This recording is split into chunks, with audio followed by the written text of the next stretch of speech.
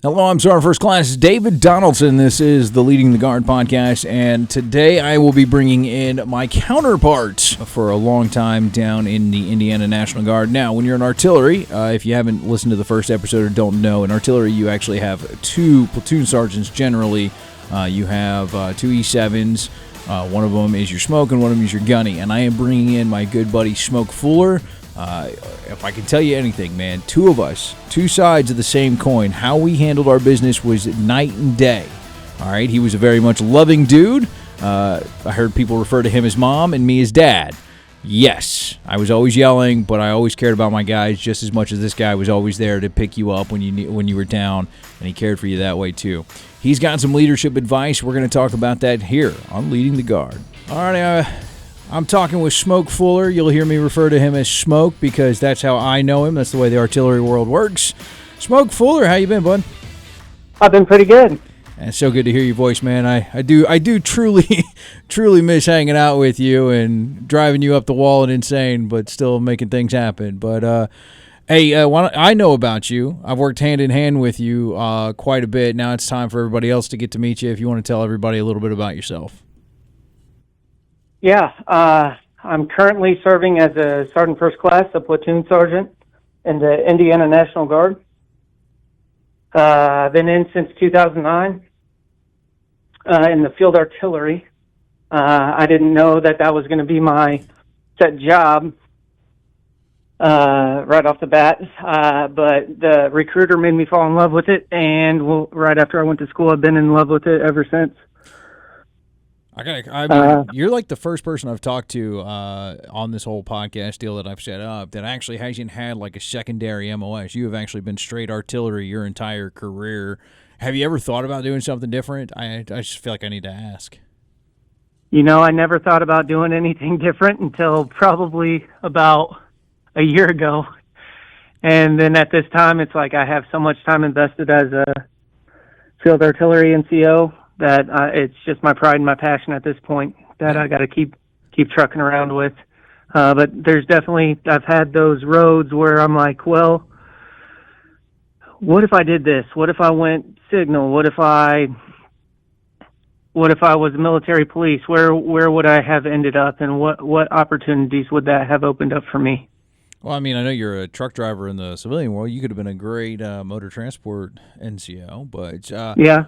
I mean, I also want to talk to you. I mean, when I left you, dude, you were like the top of the list to be promoted to first sergeant. You got any tips and advice for anybody that would actually maybe look, man? I'm an E7. I'll be up on the EPS list as well this year. There's probably somebody out there, another E7, wants to know, man, how did you get from A to B to where you are the most top qualified individual in the Indiana Guard, next on the list for first sergeant? Well, when I'm pretty much that type of guy that when you say I need you to jump, I'm going to ask how high. It can hurt you sometimes, but I would say that whenever there's a mission at hand and something's given to you, you're going to have to figure out how to get it done. And it doesn't matter how you get it done, but you got to get it done. And I got some personal experiences where I may have failed, but I did get the mission accomplished, if that makes any sense. No, it does, man. I mean, success rate, I mean, the longer you go in the Army, the more failures you'll end up having, and better leaders are brought. You know, we've learned so much from our failures, whether it's we failed the mission, we didn't meet the time hack, or things like that, and we've learned, okay, how do we adapt and overcome? So it makes a lot of sense. Yeah, and I can definitely give you an example from this past January, actually. Well, if you want to, it's up to you, man. You don't have to tell me anything you don't want to. I don't mind talking about my failures, but I'm a different type of beast. Yeah, so we were put on SAT orders, and we were working hand in hand with the Indiana State Police. I was stationed with the Indiana State Police, and that's where my post was supposed to be. I ended up leaving my post to save a couple of Indiana State Police troopers, and I wasn't supposed to do that. Now, I did help, but I totally aborted my chain of commands intent of what I was there to do, and that was to direct my teams that were out along the interstate to stay along the interstate, not go off-roading. But rescuing, and a state trooper was stuck out in the snow for an hour and a half. No tow truck was able to come out, and I was 30 minutes away from him. It took me an hour, but I got to him, and I was able to pull him out safely so that he could resume on with his day and keep the road safe. So, well, I mean, man, it seems like it's a failure. Like, I don't consider that a failure, man. You ended up helping save somebody that went on probably to go help others down the line, man. And maybe it's just the way I'm looking at it versus the way you look at it. Because to me, sometimes there are going to be extra duties that slide up into our missions all the time. I mean, think about it as we did as E7s. We had an ammo section, but sometimes as E7s we had to be in charge of ammo, whether it was for just a platoon or sometimes even for the battery. It was just these extra duties that got added on. I don't see that as a failure, man. I see that as actually somebody coming in to make a quick call. Was it the immediate right call? Maybe not, but I don't see that as a failure, bro. Yeah. And I guess I've had quite a few of those. It's like you make a decision in somebody's eyes, it's gonna look as if it's a failure, but like in my own heart, in my own values, in my own morals, I was doing the right thing. And so I guess that's kind of what's gotten me to where I am in my military career, is my morals, my values. Hey, what's right? Follow your integrity. And what are you doing when nobody else is looking? Are you doing the right thing? And that's what I try to do on and off duty. And I feel that that's what's gotten me to where I'm at currently in my military career. I mean, I know you have one of good moral character. You stand on what you believe. I used to joke with First Sergeant Cope about this. Like, the only person that I've ever seen you yell at is me. Like, whereas I spend my time yelling at everybody else, you yell at me because somebody's got to. But it was always because you were standing on what you believed was right. Same way I was always standing on what I believed was right. And we had our heated arguments. But it's something that a lot of people, I don't think that we say it, but there's very few people that I can honestly go out there and say actually stand on their grounds. You are one of those guys that actually just, when you say something, you mean it. It's your heart's in behind it, and it's always for the best interest. People may not see it right away at the start, but you do have the best interest of the soldiers at heart. Absolutely. But yeah, it's good to butt heads and rattle a little bit, because that allows for growth. I learned a lot from you too. Like you brought things to the table that I wasn't even thinking about. So, like, at the end of the day, we're both brothers in arms, and that goes for any soldier that you have difficulty with. You need that member as a part of your team to accomplish the mission. So at the end of the day, you can't sit there and be mad. It's okay to get upset, frustrated, and flail a little bit. But you and me, we could be normal directly after. Like, we never were like, I'm going to go sit in my corner and not talk to you. It was always funny. One of my favorite things was, like, you would be the first one to come up. It's like, hey, man, I'm sorry for yelling at you. And I'd be like, okay, you don't have to. You can be mad at me. It's okay. It was after AT last year, and I had said something, or I was trying to get something done, and where they were pulling you in one direction, they were also pulling me in another direction. We're trying to accomplish the same mission. And you had said, so I don't remember what you yelled at me about, but then afterwards it was like, hey, man, I just want to sorry for yelling. It's just like, I don't know, whatever, man. Like, I'm yelled at all the time. That's me. I am the target for people's abuse, and I'm okay with it.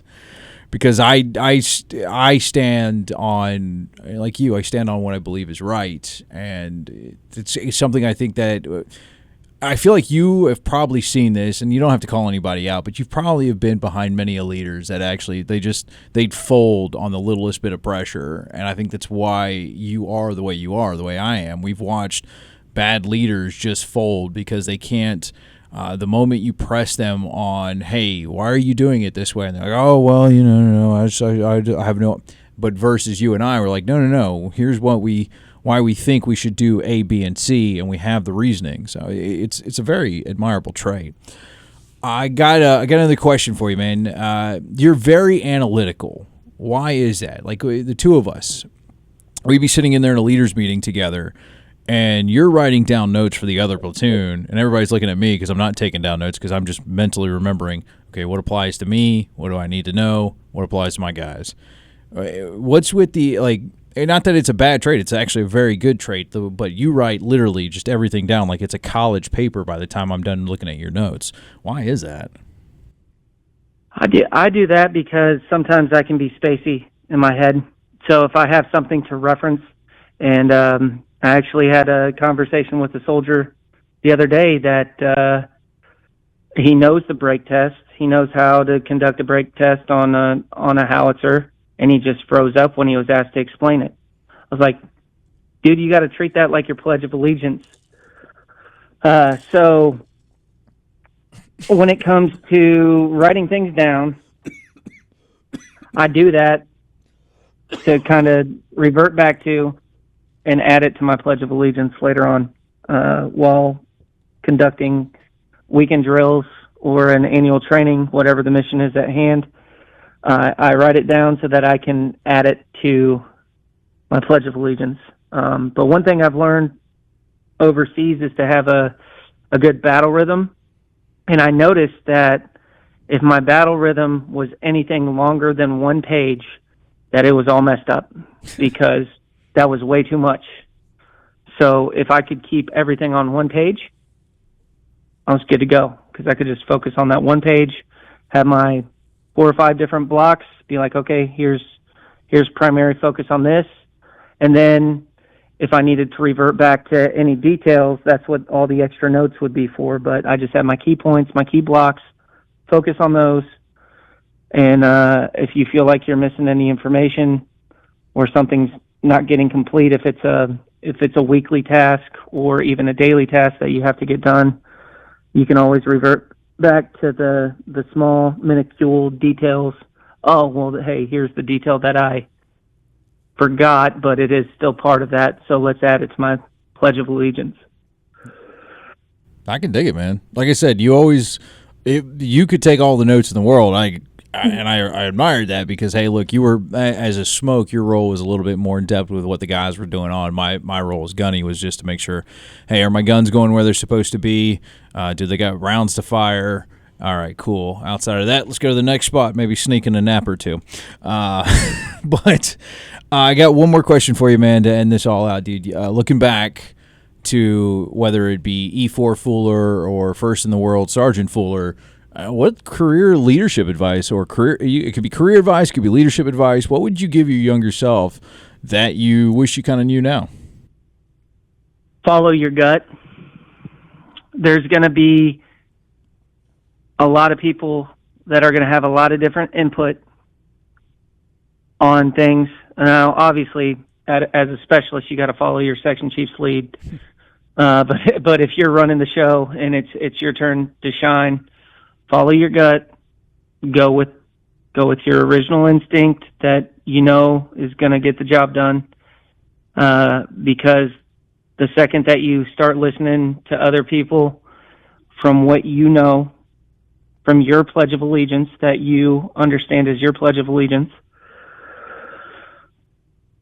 when you start integrating other people's thoughts and processes, it just completely disrupts it and could end to a failing mission.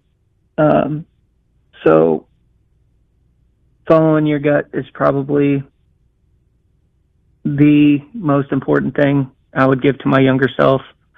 Don't think too much.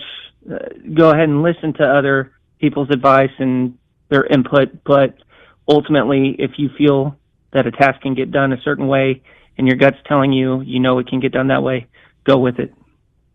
Don't let other people's inputs outpower your gut instinct. I appreciate it, man. Thank you. Absolutely.